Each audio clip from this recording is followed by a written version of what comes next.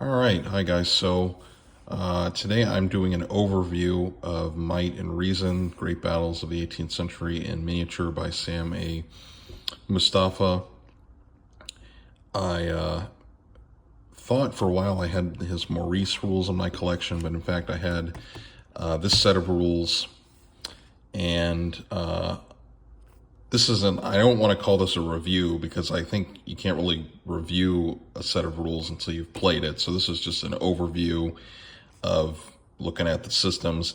I do want to get this on the table soon because there is a supplement a guy wrote up for it. I forget his name or I would mention it, but that covers the Ottomans and the Persia. So that would be in the late 17th and 18th centuries. That would be the end of the Safavid dynasty and the beginning of the Nader Shah's dynasty. But anyway, this is just the core rules. And my first impressions, I think this is pretty well researched. I'm pretty sure Mustafa is a historian of kind of Frederikian Prussia. It seems to be pretty well researched in that regard, and it is quite detailed as a set of rules.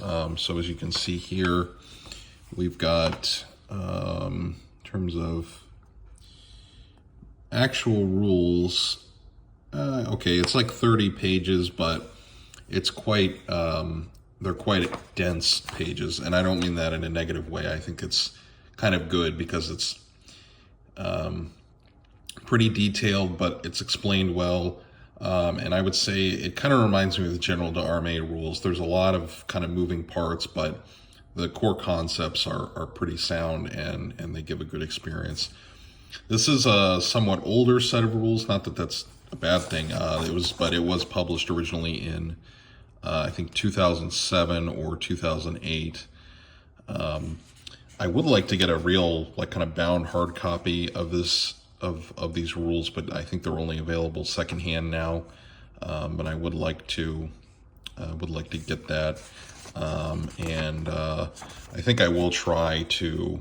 I think I do want to make a better copy. Maybe take it to a Staples or something, get a color copy. But so I apologize if the quality is a little lower in black and white. But anyway.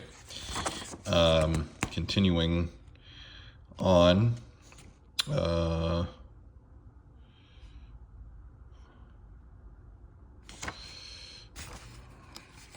so I think we can go to I'll go to the quick reference sheet because that'll give us a good idea of kind of the sequence of play. So here we have a command phase, roll to determine initiatives for the first pulse, which is what he calls just basically the phases of the game. Musketry and initiative order, simultaneous artillery fire, then you do control segment, issue command dice, and take control tests. So each commander gets a certain number of command dice, basically. Then we have movement, then close combat. Then we have, the other side does A, B, and C, and then remove the suppression, roll to determine initiative for the next pulse, and then check the basic length, day ends, or another turn. So the length of the game is based on some factors like the weather, which you roll for, and the amount of time. As he writes in the beginning that most of these 7 Years' War battles on the continent were about 4 to 6 hours during the course of a day, and the game is kind of meant to simulate that. The game itself will last about 4 to 6 hours. Then we have shooting, artillery, and then there is the command and control. And this is where we have, what the command dice do.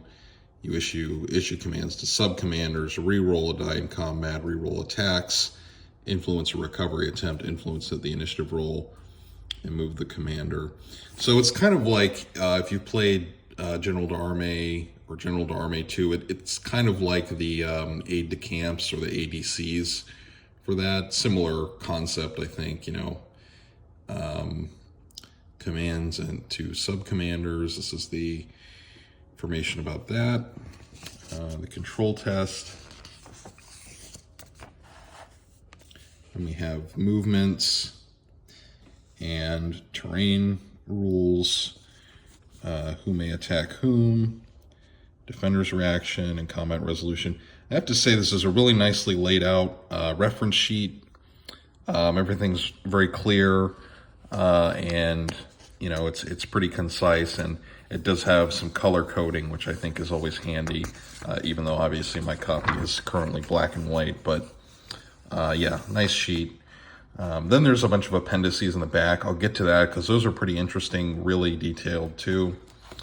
But I'll flip to the front because the introduction, he has some interesting comments about just the game design in general, which I appreciated. Talks a lot. He writes about how,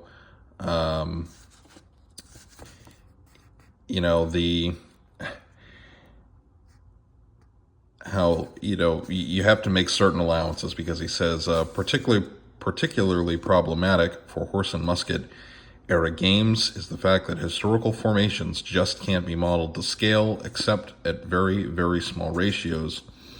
An 18th century infantry line, for instance, was 50 times wider than it was deep, and since most of us don't model individually mounted figures, most games don't allow us to model accurate columns either. Thus, wargame armies tend to be much more blockish and square than their historical counterparts, taking Might and Reason's weapon ranges literally, an historical infantry brigade of 4 battalions as their game scale ought to be represented by a line of miniatures 10 inches wide and 1/16 of an inch deep. Rather than clinging to an illusion of literal scales and then fudging around it, Might and Reason approaches this problem somewhat differently. I concede from the outset that these scales are all, quote, wrong. Infantry formations are too deep in lines and too broad in columns. Artillery and musket ranges are much too long. Cavalry is not moving fast enough, and so on. The net effect of all the scale abstractions has been to make the game play much more deeper than would have been possible had we used actual historical scales literally. Thus, I created another distortion. Units have both greater depth and greater range to counterbalance the inevitable distortions necessitated by using miniatures. But the individual components of your army should behave visually in a way that looks right. They should interact with the enemy in ways that look right. And most important, because we are miniature painters and gamers, the game should be visually attractive and seem to be representative of an 18th century battle. All wargaming is an exercise in imagination. And, I just thought that was nice, just to be honest that when we are doing these historical games, there is a point where we just can't simulate things with miniatures. It's just not going to work. And I thought that was just a nice kind of omission to me, or admission, I should say. Now, it does have something on kind of another type of the game scale. So a unit of infantry or cavalry represents a brigade or brigade equivalent of about 4 infantry battalions or 10 cavalry squadrons. So it is like a brigade level game, or brigade level for the 7 Years' War era. We have a glossary of terms. Now, I think one of the most important things is on basing and movement, because this is a game, there's no sort of prescribed movement distances. So you move in base widths, and he does have some recommendations. So when using small miniatures, so under 18 mil, you want a unit is going to be 50 millimeters wide by 25 millimeters deep, or 2 inches by 1 inches. Then we have 50 millimeters square all artillery, and a 1 inch square for all officers. And then if you want to use anything over 20 millimeter, there's the rules there. So for me, since I've got my miniatures based on 30 by 40s, I guess I will, I'll have to think about how I do that. But I guess I could just do like a 40 millimeter wide base. But it seems like based on this, I can use you can get more out of your miniatures, I think, because it's, if I'm reading correctly, it seems like each base is its own unit instead of, you know, needing multiple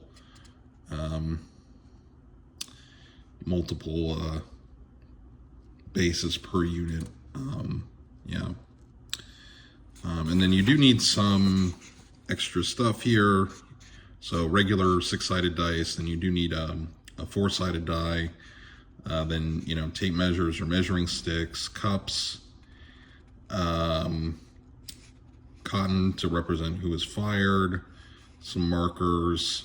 So pretty normal kind of wargaming equipment. And you've got the units. I'm not going to go over every single page because we'd be here all day, but I just wanted to kind of give an overview on my first impressions. So he does have some recommendations for miniatures. So here we have, he has 6, 18, and 28 millimeter examples.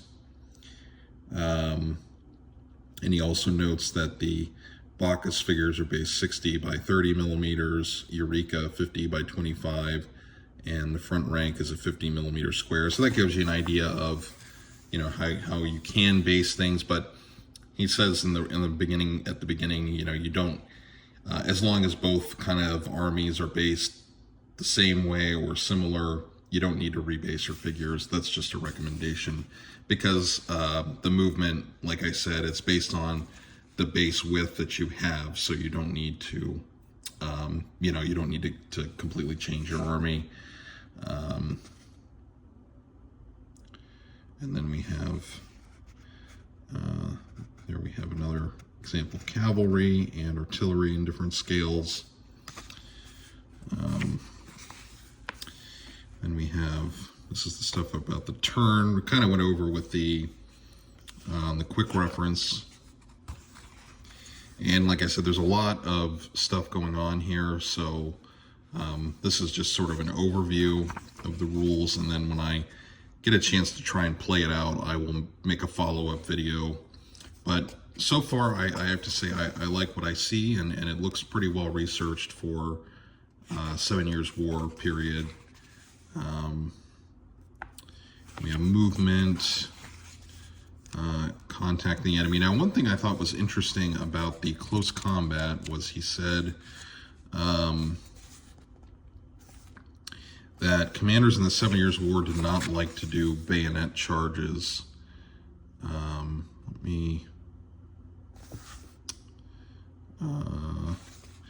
can't find the page at the moment, but when I was preparing to make this video, he said that basically in the 7 Years' War period, you know, the commanders preferred to just use musketry instead of, you know, big bayonet charges, which I thought was kind of interesting.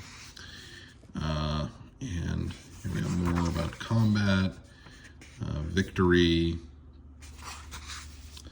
And then there's some optional rules here for some extra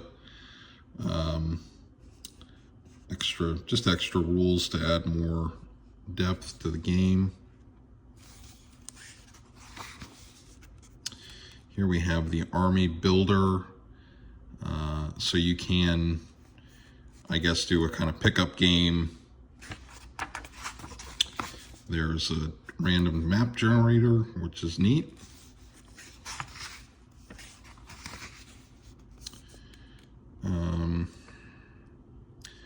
And here we have a campaign system.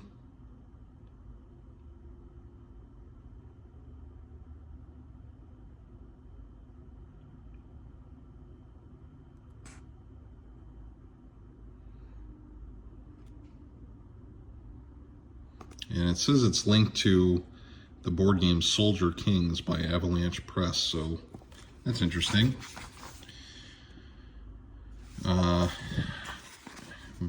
more. Now the next, and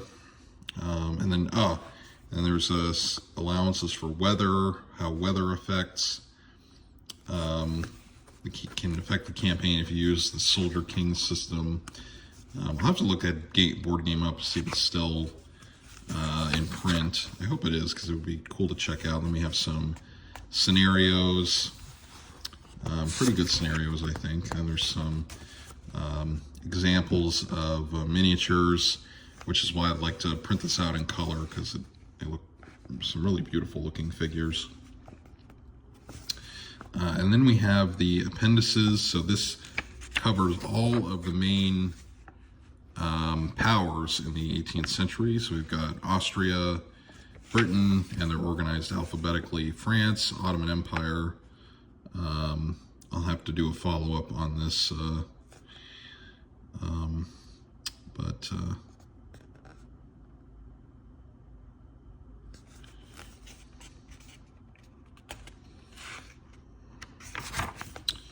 know, Prussia continued. You know, they're the kind of the big dog of this period.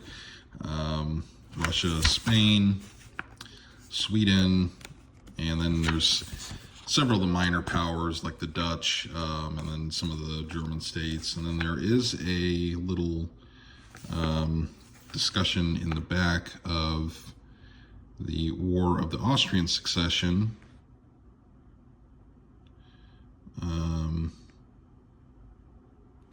So that's interesting. So there's a nice little historical note. Then there's a really in-depth list of officers for all the major powers for your games, which is really cool. And it has, you know, the war they participated in. So War of Austrian Succession, 7 Years' War, wars against the Turks.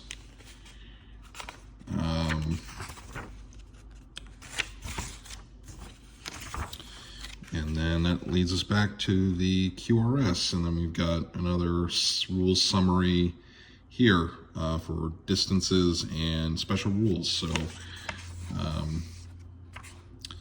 yeah, so I think this looks like a really nice set of rules. Like I said, this is just kind of an overview.